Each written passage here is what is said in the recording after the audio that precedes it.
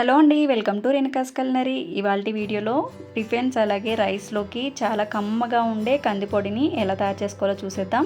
చాలా టేస్టీగా ఉంటుంది, తప్పకుండా ట్రై చేయండి.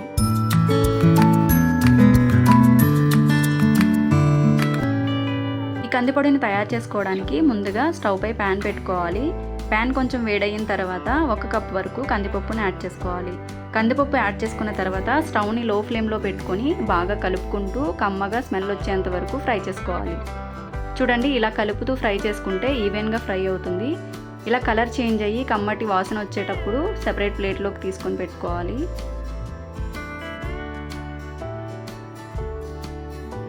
ఇప్పుడు ఇదే ప్యాన్లోకి 1/2 కప్ వరకు శనగపప్పు వేసుకొని ఇలాగే లో ఫ్లేమ్లోనే ఫ్రై చేసుకోవాలి.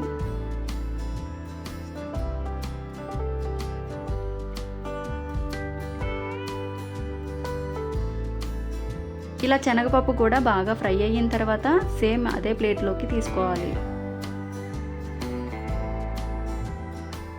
ఇప్పుడు ఇదే ప్యాన్లోకి 1/2 కప్ వరకు పెసరపప్పు కూడా వేసుకొని దోరగా ఫ్రై చేసుకోవాలి.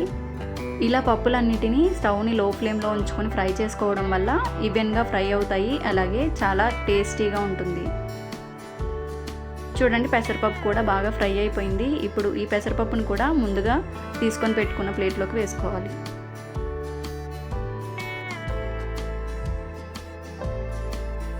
ఇప్పుడు ఇదే ప్యాన్లోకి 10 లేదా 15 ఎండుమిరపకాయలు వేసుకొని ఫ్రై చేసుకోవాలి.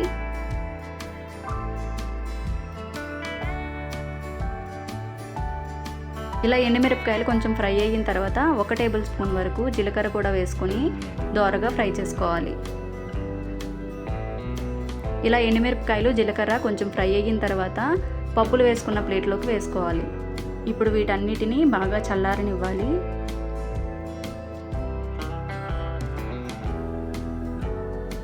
ఇలా పప్పులన్నీ బాగా చల్లారిన తర్వాత ఒక మిక్సీ జార్లోకి వేసుకొని మెత్తని పౌడర్ లాగా గ్రైండ్ చేసుకోవాలి.